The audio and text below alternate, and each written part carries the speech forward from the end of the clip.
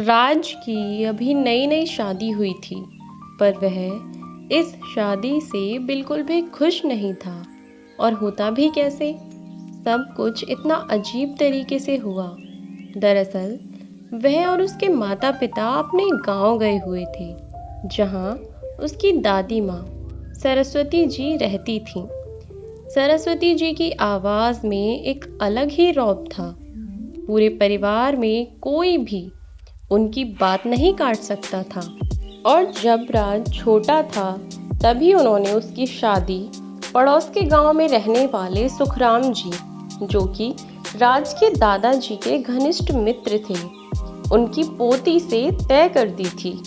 और इस बार जब राज गांव आया, तो सरस्वती जी ने शीतल से उसकी शादी करा दी। शीतल अब शादी के बाद अपने पति के साथ शहर आ गई। शीतल अपने ससुराल में तो आ गई थी, लेकिन अभी उसे यहाँ अपनी जगह बनानी थी। उसके सास राधिका जी और ससुर सुनील जी, उन्होंने उसे अपना लिया था, लेकिन समय के साथ साथ उसने उनके मन में अपनी खास जगह बना ली थी। अब वे शीतल को अपनी बेटी मानने लगे थे, लेकिन राज यानी कि अपने पति के मन में शीतल अपनी अभी तक कोई जगह नहीं बना पाई थी। हालांकि वह अपनी तरफ से बहुत कोशिश कर रही थी, लेकिन राज को उसमें जैसे कोई दिलचस्पी ही नहीं रहती थी। वह बहुत उखड़ा उखड़ा रहता और शीतल से तो कभी सही से बात भी नहीं करता था। एक दिन ऑफिस में उसके एक दोस्त मयंक ने पूछा, क्या हुआ है तुझे? दिन ब दिन उदास और परेशान रहने लगा है। कोई परेशानी है तो मुझे बता यार। राज ने लंबी सांस भरते हुए कहा। कुछ नहीं यार, मयंक ने फिर से कहा। सही है, बीवी के आते ही दोस्ती भूल गया। बीवी का नाम सुनते ही राज और चिढ़ गया और डेस्क पर हाथ मारते हुए बोला, वही तो मुसीबत है। मयंक ने उसका हाथ देखते हुए कहा, ऐसा भी क्या गुस्सा? और तूने भाभी के बारे में अभी क्या कहा? साफ साफ बता, बात क्या है? फिर राज ने उसे सारी बात बताई तो मयंक ने कहा, एक बार उन्हें मौका दे के तो देख। तभी बात बीच में ही काटते हुए राज बोला, एकदम गंवार है यार, क्या बात करूं उससे? उसे तो न बात करने की तमीज है, ना ही रहन सहन की।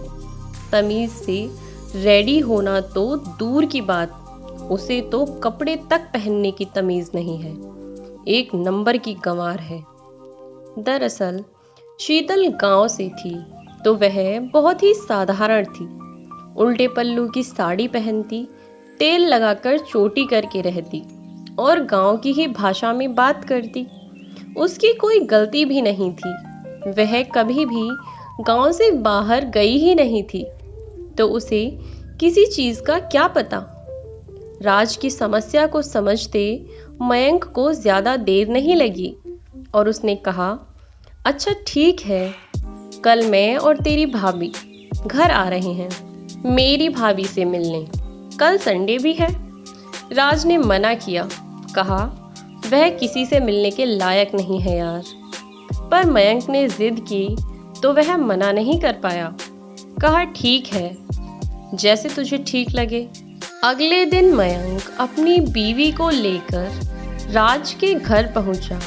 मयंक की बीवी का खुद का ब्यूटी पार्लर था और वह काफ़ी मॉडर्न भी थी। वह जब शीतल के यहाँ पहुँचे तो शीतल ने जाते ही पानी दिया। तुरंत ही उसने नाश्ता तैयार किया और नाश्ता तैयार कर लाई।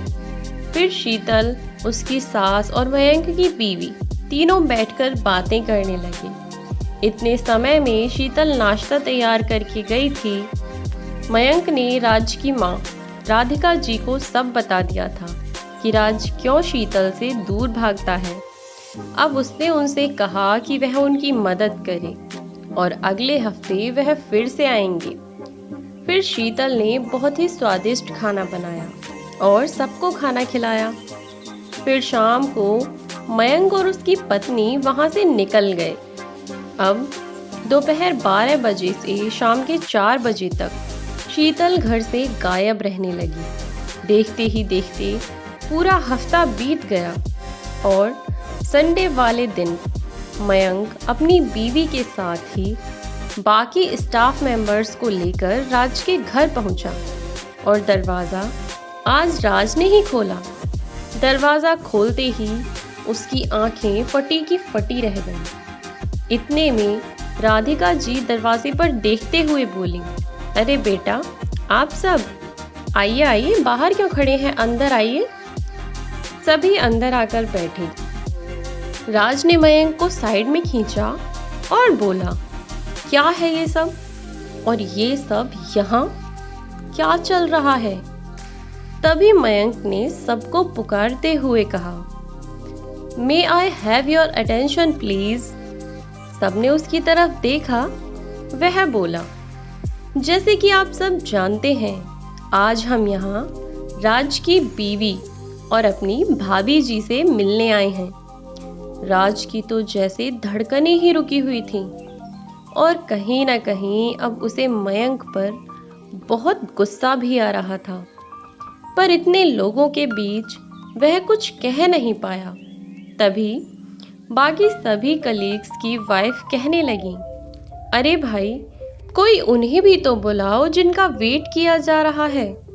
मयंक की वाइफ ने कहा, बस थोड़ा वेट और। तभी एक ने कहा, राज भाई, लगता है भाभी कुछ ज्यादा ही खूबसूरत है, तभी इतना इंतजार करा रही हैं। राज भी मुस्कुरा दिया।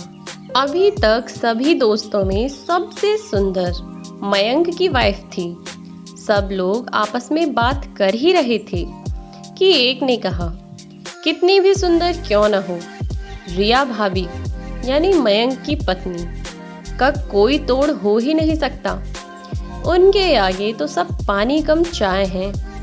सब लोग आपस में बातें कर ही रहे थे कि तभी ऊपर से शीतल सीढ़ियों से उतरते हुए आ रही थी और जैसे ही सबकी नज़र शीतल पर पड़ी तो सबकी आंखें खुली की खुली रह गईं।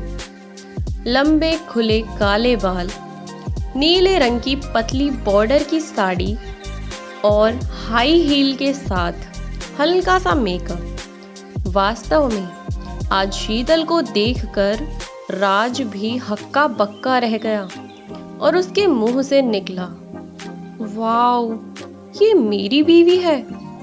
तभी एक ने कहा, राज, क्या बात है। किसी ने कहा, ओ माय गॉड, कितनी खूबसूरत है भाभी जी। जिसे देखो उसकी खूबसूरती को निहार रहा था और राज का मुंह तो खुला का खुला रह गया, जिसे बंद करते हुए शीतल बोली, क्या हुआ पतिदेव, बीइंग सो सरप्राइज्ड टुडे। तभी मयंक और उसकी वाइफ ने कहा, राज, अपनी बीवी को सबसे इंट्रोड्यूस नहीं कराओगे। राज हकलाता हुआ सा बोला, हाँ हाँ, क्यों नहीं। फिर राज ने शीतल को सबसे इंट्रोड्यूस करवाया। शीतल ने सबसे बहुत अच्छे से बात की। राज को तो यकीन ही नहीं हो रहा था कि ये उसी की पत्नी है। और तभी राज के दोस्त की पत्नी ने कहा, you are looking very beautiful Sheetal. तभी दूसरी ने भी कहा, really Sheetal, you are looking just fabulous. और सभी शीतल की तारीफ करने लगे। तुरंत ही शीतल ने कहा, oh, thanks for your compliments, you guys enjoy, I will just be back. Raj तो बस मुंह फाड़कर देखे जा रहा था। उसे यकीन नहीं हो रहा था कि यह वही शीतल है जो घर में हमेशा आंटी जी की तरह रहती है और आज किसी हीरोइन से कम नहीं लग रही थी। तभी शीतल किचन से खाने पीने का सामान लाई। शीतल और रिया अच्छी दोस्त बन गई थीं। दोनों ने साथ मिलकर सबके लिए खाना लगाया और सबने साथ मिलकर साथ बैठकर खाना खाया। जाते जाते भी सभी लोग शीतल की इतनी तारीफ कर रहे थे। किसी ने कहा, राज, आप बहुत खुशनसीब हैं। शीतल जैसी खूबसूरत और गुणी पत्नी जो मिली है। तो किसी ने कहा, हाँ यार, मेरी बीवी को तो बस सजना संवरना आता है, किचन में तो पाँव भी नहीं रखती।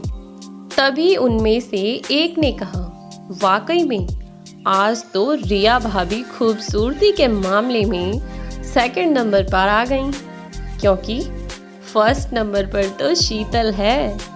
रिया और शीतल दोनों ही इस बात को सुनकर मुस्कुरा दी। सबके जाने के बाद राज शीतल के पास आया और उससे बोला, मुझे माफ कर दो शीतल, मैंने कभी भी तुम्हें जानने की कोशिश नहीं की, कभी भी तुम्हें कुछ सिखाने की कोशिश नहीं की। मैंने सोचा ही नहीं कि तुम जहाँ से आई हो वहाँ सब कुछ हमारे यहाँ से बहुत अलग है। मुझे अपनी गलती का एहसास है, हो सके तो मुझे माफ़ कर देना। शीतल ने राज को चुप कराते हुए उसके होठों पर अपनी उंगली रख दी और कहा, कोई बात नहीं, मैं आपसे नाराज़ नहीं थी। मुझे तो बस अपने पति का प्यार और साथ चाहिए था। तभी राज ने उसकी आंखों में देखते हुए कहा, तो आज से तुम्हारे पति का प्यार और साथ दोनों सिर्फ तुम्हारे लिए, कहकर लाइट्स ऑफ कर दी। और अगली सुबह से शीतल का जीवन खुशियों से भर चुका था, जिसके लिए वह मयंक और रिया की शुक्रगुजार है। अब राज अपनी पत्नी के साथ सुखी सुखी रहने लगा। दोस्तों, ये थी आज की कहानी, और ऐसी ही मज़ेदार कहानियाँ सुनने के लिए हमारे चैनल को विजिट करें और वीडियोस लाइक करना और शेयर करना ना भूलें। चैनल को सब्सक्राइब कर दें।